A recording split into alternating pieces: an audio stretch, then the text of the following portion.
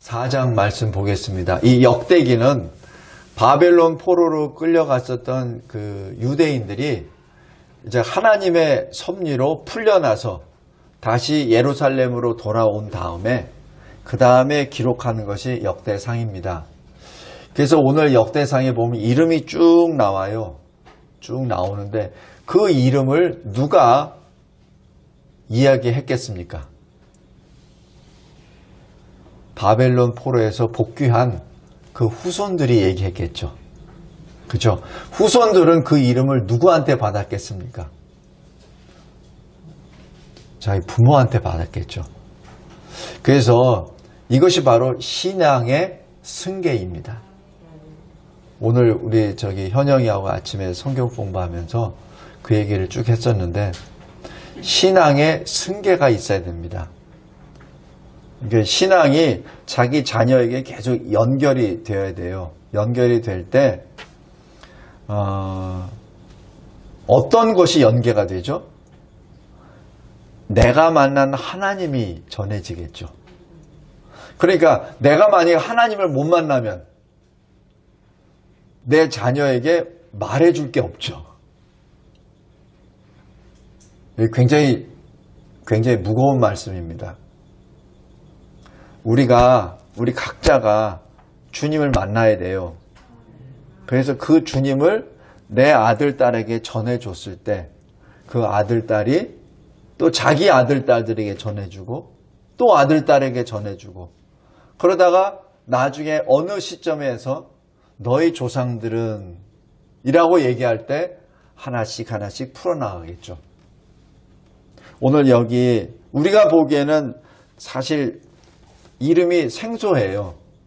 잘 알지도 못하고 우리가 알고 있는 이름의 몇 개는 그냥 갈렙, 그 다음에 유다, 베레스 이 정도는 성경에 좀 설명이 되고 이 앞뒤가 있으니까 좀 아는데 나머지 사람들 대부분은 몰라요. 모릅니다.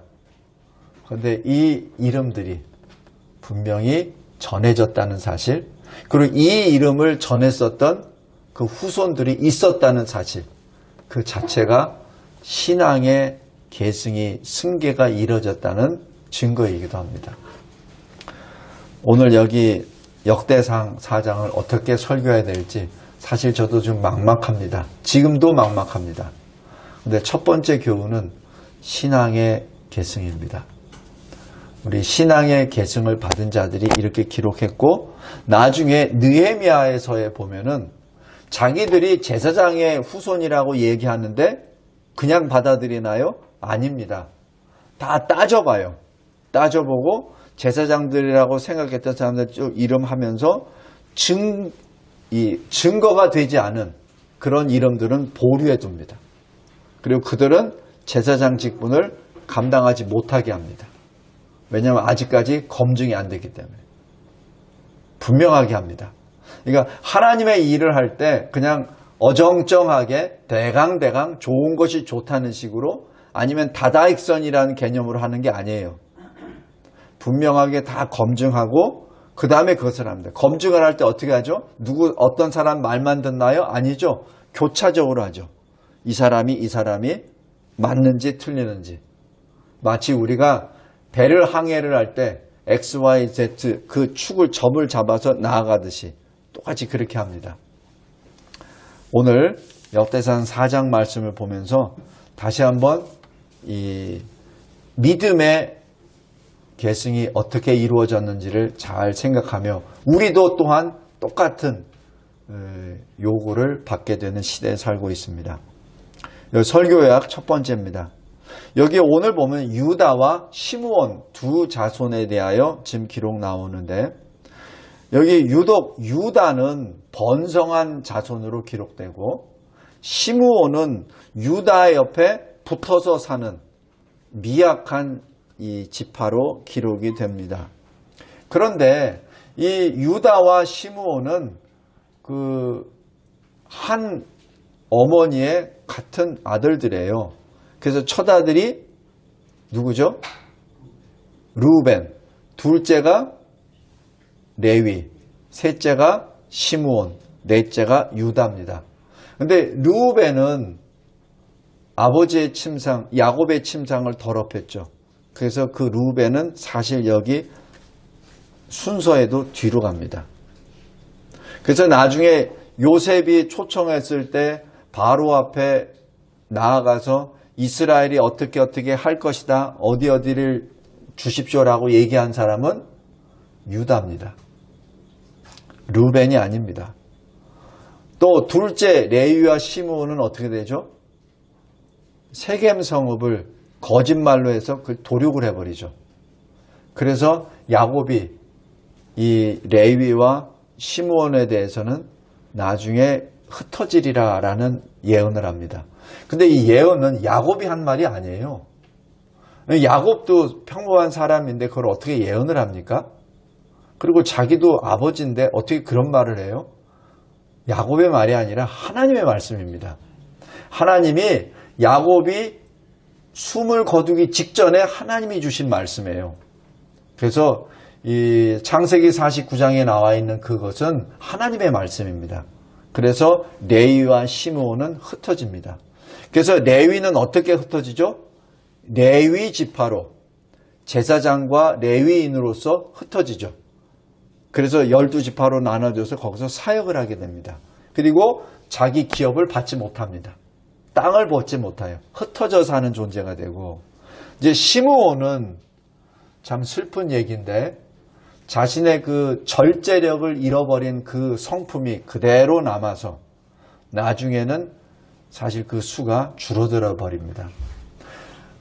가장 큰 예가 바로 민수기 1장, 2장과 나중에 이 26장인가요? 거기 두 번째 인구조사할 때 나타나죠.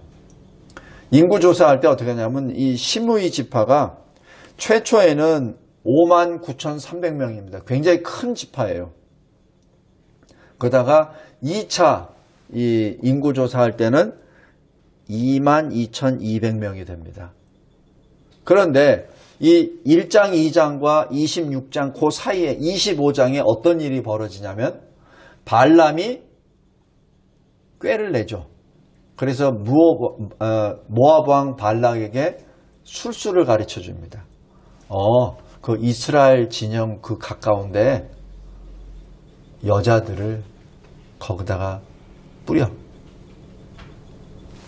그러니까 이 광야 행진했던 그 젊은 사람들이 여자의 유혹에 빠져버리죠. 그것이 바알 부올의 사건입니다. 그리고 나니까 하나님이 연병으로 징계를 하시죠. 이제 그 와중에 그 연병 가운데 또 이 모세와 이스라엘 지도자들이 회막 앞에서 막 회개 기도합니다. 우리가 잘못했습니다. 여호와여 우리를 용서해 주십시오. 막 그렇게 기도하고 막 하는 그때 젊은 청년이 지도자가 모압 여인을 데리고 자기 텐트로 가서 또 엉뚱한 짓을 합니다. 그죠? 그러자 비느하스가 둘을 창으로 찔러서 죽여버리죠. 그 죽이는 순간에 연병이 끝납니다. 그때 죽은 사람이 2만여 명입니다.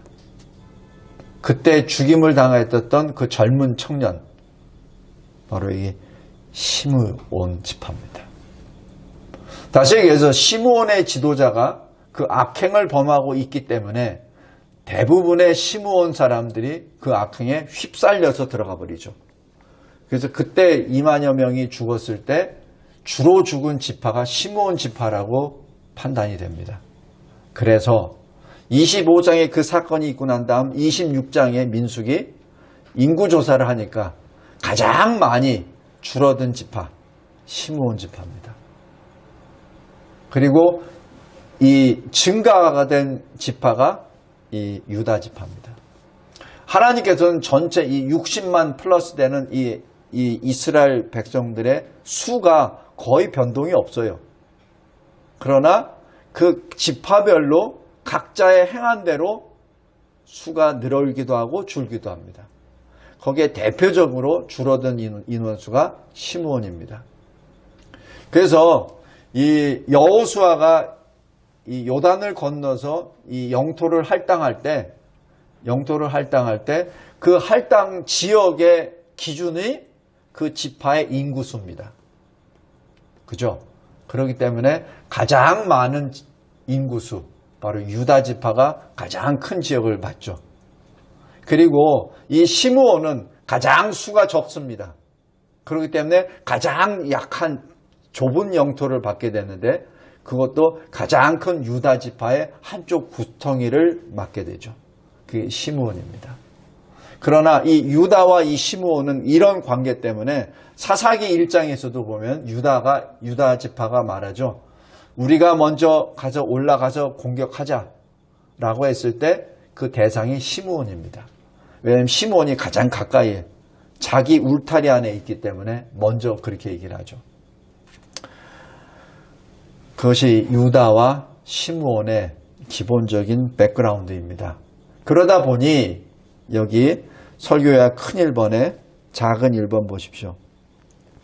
이 유다 지파는 유다와 이스라엘, 그러니까 전 이스라엘에 큰 유익을 끼치는 사람들이 나옵니다. 첫 번째가 기도로 고난을 극복한 야베스가 9절 10절에 나오고요. 최초의 사사 온니엘이 13절에 나오고요. 신앙의 용사 갈렙이 15절에 나오고요. 그 다음에 금속을 깎아서 만드는 장인 공장이 14절에 나오고, 그 다음에 그 세력을 펼쳐서 바로의 딸까지 아내로 삼아서 그 지경을 넓혔었던 바로 메렛이 18장에 나오고, 토기장이를 또 중심으로 왕을 섬겼었던 셀라 자손이 21절, 23절에 나옵니다. 그리고 4절, 14절, 17절, 이 18절에 보면은 여기에 특별히 4절 한번 보십시오. 이는 다 베들레헴의 아버지, 이렇게 나옵니다. 베들레헴은 지명 이름이에요. 근데 여기서 아버지란 말이 나옵니다. 그래서 여기서는 아버지란 뜻이 아니라 베들레헴을 세운 자를 말합니다. 그래서 이게 히브리 말이 여기서 의미가 있습니다. 여기 14절도 보십시오. 게라심의 조상, 이렇게 나오죠. 그 다음에 17절 에스드모아의 조상, 이렇게 나옵니다. 그리고 여기 18절 그돌의 조상, 또 소고의 조상, 사노아의 조상, 이렇게 하면서 어느 그 지역을 세우는 개척자가 됩니다. 그래서 이 유다 지파에서 이러한 처음에 성읍을 개척하는 그러한 개척자가 나옵니다. 그러다 보니까 유다 지파의 그 영향력이 이 전 이스라엘에 크게 영향을 미치게 되죠. 그 가운데 오늘은 야베스를 보겠습니다. 여기 이 박스 안에 있는 것을 보시기 바랍니다. 야베스라는 그 뜻은 고통의 뜻입니다. 그래서 왜 우리 그 사무엘 상에 보면은 그 엘리 제사장의 며느리가 왜 저기 아이를 낳잖아요. 아들을. 그때 낳을 때 현상이 자기 시아버지 엘리 제사장은 죽고 그 패전한 소식을 듣고 의자가 뒤로 넘어져서 죽죠. 자기 남편은 전쟁터에서 죽고 언약궤는 빼앗기고 그때 아들을 낳습니다. 그때 그 며느리가 자기 아들의 이름을 이가봇이라고 하죠. 하나님의 영광이 떠났다, 이렇게 말합니다. 그 다음에 이 라헬 아시죠? 야곱이 진정으로 사랑하는 아내 라헬. 그 라헬이 이 도중에, 여행 도중에 아들을 낳고 죽습니다. 그 죽기 직전에 그 자기가 이 아들을 낳았는데 자기가 죽게 돼 있으니까 베노니라고 부르죠. 슬픔의 아들이라고 할 때 이 남편 야곱이 아니야, 베냐민이야. 오른손의 아들이야. 이렇게 이름을 바꿔줍니다. 그래서 이 히브리 성에 쭉 보면은 이 어머니가 자기 아이의 이름을 줄 때 그때 특별한 하나님의 역사가 일어나는 것 같아요. 그래서 이 사무엘 시대를 열 때도 마찬가지, 그 당시에 엘리 제사장 이외 모든 그 영적 지도자들이 다 눈 감고 이 소경이 되었을 때 영적으로 그 며느리가 하나님의 영광이 떠났다라고 거기서 증언합니다. 누구도 얘기 못했어요. 그러나 그 여인이 자기 해산을 하면서 그렇게 부르짖죠. 그래서 여기 야베스도 마찬가지입니다. 여기 9절에 보면은 그의 어머니가 이름하여 이르되 야베스라 하였으니 이는 내가 수고로이 낳았다. 근데 여기 번역을 수고로이 낳았다고 얘기하는데 실질적인 것은 고통이었다 라는 뜻입니다. 직역을 하면. 그래서 야베스는 고통의 아들입니다. 그런데 그 야베스가 이 전체 이 유다 자손의 기도의 대표자로 기록이 됩니다. 어떤 생활을 했는지 우리는 알 수 없습니다. 그러나 분명한 것은 야베스가 기도했고 하나님이 들어주셨습니다. 어떤 기도인지는 몰라요. 그리고 어떻게 하나님이 응답해 주셔서 야베스가 어떻게 됐는지는 전혀 모릅니다. 왜냐하면 다른 기록이 없어요. 근데 여기에는 10절에 기록합니다. 그래서 이 야베스의 기도를 다시 한번 오늘 이 시간에 보기를 바랍니다. 이 야베스의 기도를 쭉 보면은 이 민수기 6장에 나와 있는 하나님이 모세에게 주신 그 기도문이 기억이 납니다. 한번 보시겠습니다. 민수기 6장.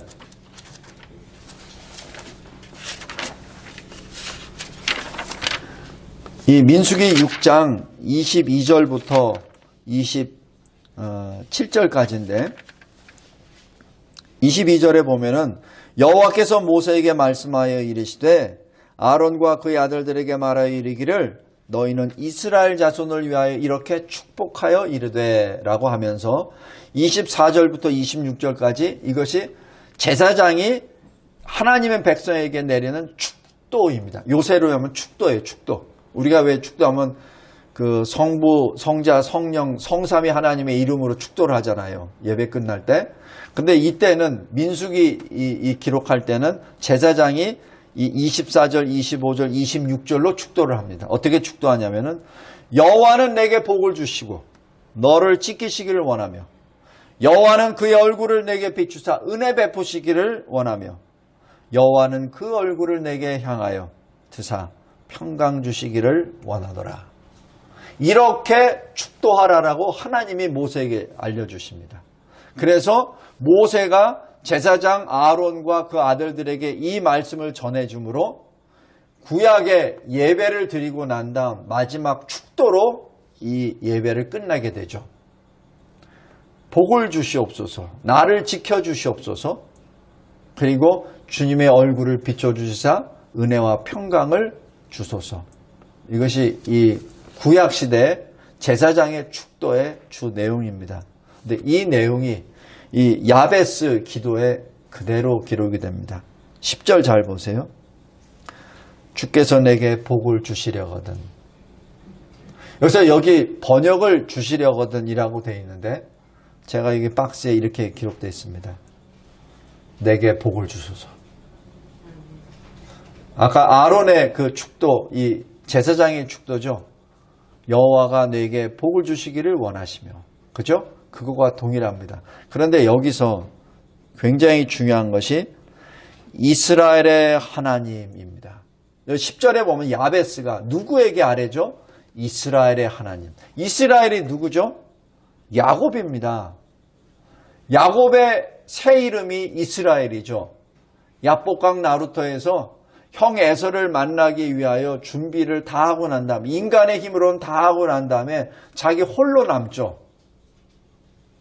그때 어떤 사람이 와서 씨름을 요구하죠. 근데 씨름합니다. 근데 우리가 상식적으로 봤을 때 지금 형 에서가 400명을 거느리고 왔는데 거기서 씨름할 때입니까? 씨름할 때가 아니죠. 그런데 씨름을 해요. 왜 그렇죠? 야곱이 받아들일 수밖에 없는 영적 권위로 왔기 때문에 그렇습니다. 절대 권위로 왔기 때문에. 지금 평상시에 보면 거기서 씨름할 수가 없어요. 야곱이 어떤 사람이에요? 한치 오차도 없이 계산 철저하게 하는 사람이잖아요. 그죠? 근데 거기서 씨름을 해요? 밤이 새도록? 그건 말이 안 되죠. 야곱이 물리칠 수 없는, 저항할 수 없는 어떤 초자연적인 역사로 야곱에게 들어왔기에 거기서 씨름을 할 수밖에 없었고, 자기 이 뼈가 어긋났음에도 불구하고 놓으면 안 되는 그 절박한 가운데서 끝까지 붙잡고 말하죠. 부르짖는 게 뭐죠? 나에게 축복하소서. 안 그러면 나 손 못 놓습니다. 라고 얘기하죠. 지금 자기 생각은 자기 처자식과 모든 그 무리들이 에서의 손에 의해서 죽임을 당하지 않는 것이 지금 자기의 초점인데, 지금 갑자기 지금 나를 복을 주소서라고 얘기하거든요. 이유, 주님이시기 때문에. 씨름하면서 영적으로 체득한 거죠. 사람이 아니구나. 베델에서 나에게 주셨던 그 언약의 하나님이시구나라는 것을 거기서 직감한 거죠. 그리고 그의 이름이 이스라엘로 바뀝니다. 지금 여기 야베스가 이스라엘 하나님께라고 하는 것은 이 자기 조상은 유다잖아요. 그러면 유다의 하나님이라고 불러야 돼요. 그런데 여기서는 야베스가 이스라엘 하나님이라고 부릅니다.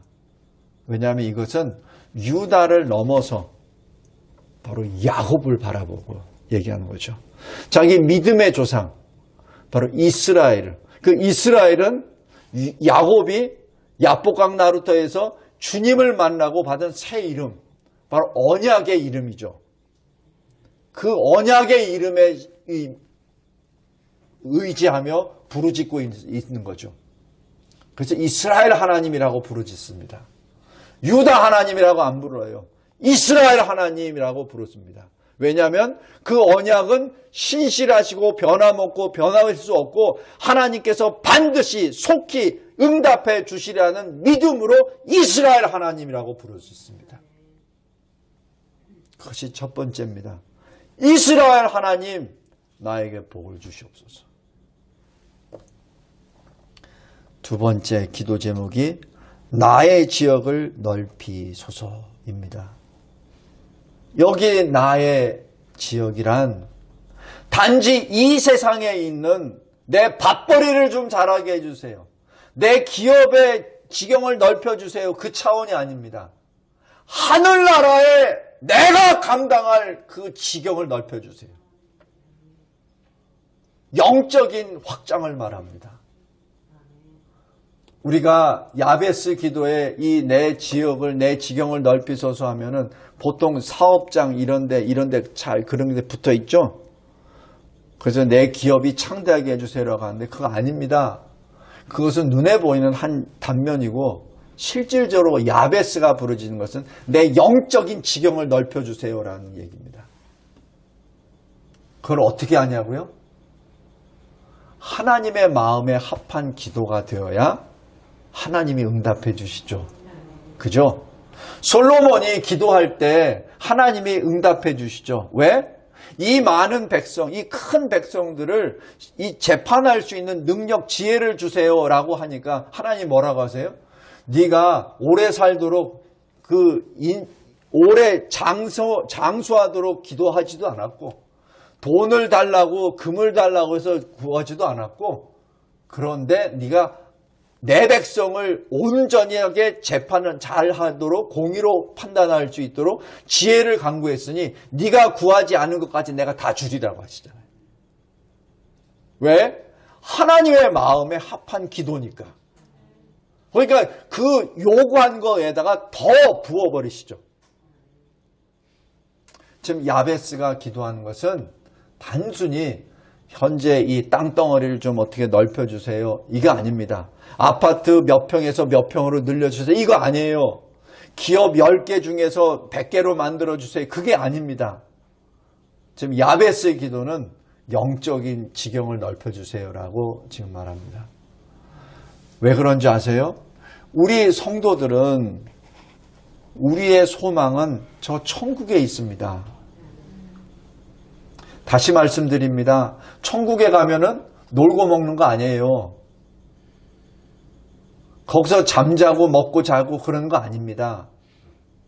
거기서는 우리가 예상하지 못하는 어떤 큰 일을 하게 됩니다. 거기서 놀고 먹는 거 아니에요. 그러려면 이 세상에서 지경이 넓혀져야 천국에 가서 우리들이 감당할 기업이, 유산이, 유업이 커지는 것이죠. 야베스가 나의 지역을 넓히소서라고 말씀한 것은 영적 그리고 이 세상적 그 나라를 말합니다. 세 번째, 주의 손으로 나를 도우소서. 여기 주의 손이라는 것은 무엇이죠? 신학적으로 섭리를 말합니다. 그래서 보통 히브리에서 원어로 주의 손 그러면 신학적으로 주의 섭리라고 합니다. 섭리는 무엇이죠? 하나님이 자기 백성에게 필요한 것을 하나님의 때에 부요하게 부어주시는 것이 섭리입니다. 그래서 그 받는 사람들은 잘 몰라요.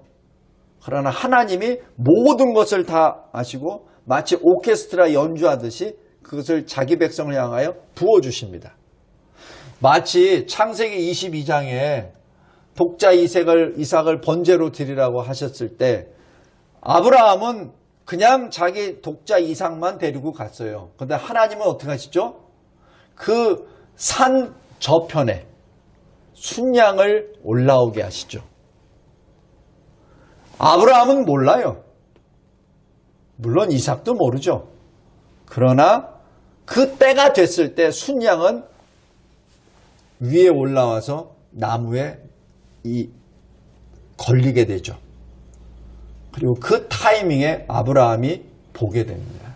그래서 그 순양은 이삭을 대신하여 번제물로 드려지게 되죠. 이러한 역사는 굉장히 많습니다. 다윗이 골리앗을 없애죠. 그것도 하나님의 커다란 섭리의 하나입니다. 왜 그때 골리앗이? 그것은 우연이 아닙니다. 이것을 신학적으로 섭리라고 합니다. 그래서 여기 주의 손으로 나를 도우사 한 얘기는 주의 섭리로 나를 도와주시옵소서. 여기서 돕다라고 얘기하는 것은 단지 내가 50을 할 테니 주님이 50을 도와주세요라는 그런 차원이 아니라 주님 나를 100% 도와주세요. 그 뜻입니다. 이 돕다는 얘기는 다른 말로 하면은 나를 구원하소서라는 말과 직결됩니다. 전에 제가 몇 번 얘기했죠. 우리 물에 빠졌을 때 우리는 살려주세요, 살려주세요 그죠? 영어로는 어떻게 하죠? Help me, help me가 나요? 아니에요. help me 하죠. 영어로는. 우리말로는 살려달라 그러죠. 근데 영어로는 help me 합니다. 그 help라는 자체가 사실은 구원해달라는 얘기입니다. 여기 나를 도우소서라는 그 뜻이 바로 나를 구원하소서라는 그 뜻입니다. 근데 그 구원은 하나님의 뜻을 이루기 위함입니다. 우리가 허물과 죄 가운데 죽었었잖아요. 그러다 우리가 하나님의 은혜의 선물 믿음으로 말미암아 새 생명을 받았잖아요. 이유 하나님의 뜻을 이루기 위해서. 주님이 이 세상에 오셔서 하나님의 백성을 구원해 주신 것도 무엇을? 하나님의 뜻을 위해서. 마찬가지입니다. 우리도 새 생명을 받은 것도 하나님의 뜻을 위해서 한 겁니다. 다음에 네 번째, 나로 환난을 벗어나 내게 근심이 없게 하소서. 근심이 뭐죠? 세상 걱정 근심이죠. 눈에 보이는 환난입니다. 고난입니다. 거기서 자유하게 해주세요. 눈에 나타나는 세상 환난으로부터 나를 자유하게 해주세요. 우리 예수님이 제자들에게 저 갈릴리 바다 건너편으로 가라라고 했을 때 제자들은 순종하고 떠납니다. 예수님은 산에 올라가서 기도하시고. 그런데 어떻게 되죠? 제자들이 못 가요. 못 갑니다. 제자들이 누구예요? 어부잖아요. 그런데도 못 가요. 풍랑을 만나니까. 주님이 오시죠. 환난에서 건져내소서. 그래서 내가 이 세상 걱정 근심으로부터 자유케 하옵소서. 왜? 하나님의 일을 감당할 수 있도록. 지금 주님이 늘 지금 계속해서 우리에게 지금 요구하시는 것도 그겁니다. 주님과 같이 배를 타고 있어요. 저 건너편으로 가자 했습니다. 주님이 그 배에 계세요. 그런데 주님이 주무시고 계세요. 근데 풍랑이 일어서 배가 가라앉게 됐습니다. 제자들이 뭐라고 하죠? 주님, 우리가 죽게 되었는데 주님은 평안히 주무십니까? 라고 부르짖죠. 주님이 잠잠케 하신 다음에 어떻게 되죠? 어찌하여 이렇게 믿음이 작으냐라고 말씀하시죠. 내가 너희와 함께 있는 것을 어찌 이렇게 못 믿느냐? 내가 너와 함께 있는데 왜 세상 풍랑에 의하여 너의 마음이 빼앗겼느냐는 얘기죠. 여기 네 번째 이 기도가 하나님 내 믿음을 더욱더 견고하게 세워주세요. 내 환난과 세상 걱정과 근심으로 말미암아 내가 하나님을 잊어버리지 않게 해주세요. 지금 그렇게 기도합니다. 아까 민수기 6장에 나와 있는 그 기도, 주님이 얼굴을 비춰주시사 평강을 주시고 주님의 얼굴을 내게 비춰주시사 은혜를 있게 하여 주옵소서 라고 하는 그 말씀과 그대로 연계가 됩니다. 야베스, 그리고 10절 마지막 부분에 이렇게 결론을 내립니다. 하나님이 그가 구하는 것을 허락하셨더라.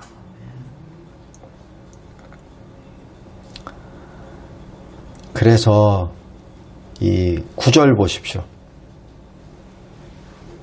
야베스는 그의 형제보다 귀중한 자라. 귀중한 자라. 하나님이 인정해 주십니다.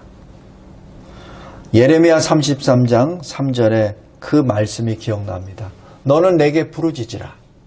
그러면 내가 너에게 응답하겠고 네가 알지 못하는 은밀한 것까지도 내가 너에게 알려주리라. 하시는 그 말씀이 생각이 납니다. 이것이 유다의 가운데 야베스의 기도를 잠깐 보았습니다. 이제 24절부터 43절까지 이 시므온 지파가 나오는데 27절의 마지막 부분에 보면은 유다 자손처럼 번성하지 못하였다라고 기록합니다. 그러나 그럼에도 불구하고 여기 41절 보면 히스기야 왕 때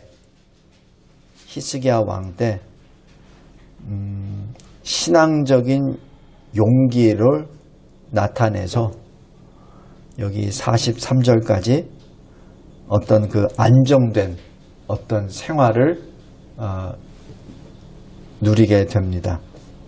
물론 그 계중에는 이 유다 지파와는 비교가 안 되는 왜소한 미약한 부분이 있지만은 그러나 부분적으로 이 41절에 히스기야 때 가서 그들의 장막을 쳐서 무찌르고 그리고 거기에 살고 있더라 라고 기록합니다. 성도 여러분, 말씀을 맺겠습니다. 우리에게 주어진 환경 속에서 원망하지 마십시오. 내 인생이 왜 이렇게 됐어? 내 사업이 왜 이렇게 됐어? 내 자녀들이 왜 이렇게 됐지? 내가 뭘 잘못했지? 이렇게 하면서 하나님을 원망하지 마십시오. 자기의 삶을 하나님 앞에 돌이켜 보시기 바랍니다. 언약의 하나님을 신뢰하고 부르짖으며 기도함으로 하나님의 응답을 받는 저와 여러분이 되기를 바랍니다. 비록 시므온 지파, 그러한 미약한 지파 가운데서도 히스기야 왕 때 하나님으로부터 그 영역을 받아요. 히스기야 왕이 누구죠? 종교 개혁을 단행했던 왕입니다. 담대하게 이 시므온 지파가 그 일을 이 중에 이 명단에 기록된 사람들이 그 일을 감당하죠. 비록 전체적으로 보면 연약한 지파지만 그 안에서 하나님의 말씀에 깨어있는 자, 이 개혁에 감당하며 그것을 무찌르고 했었던 자에게는 하나님이 복을 내려주십니다. 그러나 유다 지파라고 하지만은 거기서 또 심판받는 사람이 있죠. 그 여리고성에 그 금 손대가지고 죽은 사람, 그 유다 지파 아닙니까? 성도 여러분, 하나님은 깨어있는 자를 기뻐 받으십니다. 특별히 기도자가 깨어있다면 그 나라가 번영하게 됩니다. 그리고 그 아비가 깨어있다면 그 가정이, 그 가계가 일어나게 됩니다. 이 시대에, 이 대한민국이 왜 이렇게 어두워졌죠? 한 사람이 어두우면 이 나라가 어두워집니다. 그 한 사람이 중요합니다. 근데 그 한 사람이 나오기 위해서는 교회가 깨어 기도해야 됩니다. 그 길밖에 없습니다. 교회가 깨어 기도할 때 나라가 새롭게 세워집니다. 나라가 새롭게 세워집니다. 미국의 1차 대각성 운동이 일어났을 때 6년 후에 미 합중국이 건국이 되듯이 제2차 대각성 운동이 일어나서 그 선교사가, 영적으로 깨어난 선교사가 와서 나라가 새롭게 세워진 나라가 이 대한민국입니다. 우리 기억하십시다. 하나님 앞에 깨어있는 자, 하나님이 그를 통해서 하나님 나라를 세워가십니다. 그러한 대한민국 교회와 우리 진리와 제자교회, 우리 각자의 인생이 되도록 하나님 앞에 기도하겠습니다. 하나님 아버지, 감사하고 감사합니다. 우리의 생명의 구원의 복의 근원이신 주님의 이름을 부르는 야베스의 그 기도문을 통하여 우리가 어떻게 기도해야 되는지, 우리가 얼마나 하나님 앞에 진솔되게 깨어 있어야 되는지 깨닫게 해주심에 감사하며, 그 시대가 어떻게 되었든 하나님 앞에 깨어서 기도하는 자를 통하여 하나님이 일하신다는 그 자체를 또한 알려주신 은혜에 감사합니다. 흑암의 시대에 깨어있는 빛의 자녀가 되게 하여 주시고, 혼돈의 시대에 주님의 말씀으로 평강과 질서를 되찾게 하여 주시고, 공허의 시대에 성령의 충만함으로 부르짖으며 기도함으로 하나님이 기뻐하시는 하나님의 나라를 세워나가는 이 교회와 대한민국 교회가 되게 하옵소서. 예수 그리스도 다시 강림하심을 예비하는 거룩한 이 한반도가 되게 하옵소서. 예수 그리스도의 이름으로 기도드리옵나이다. 아멘.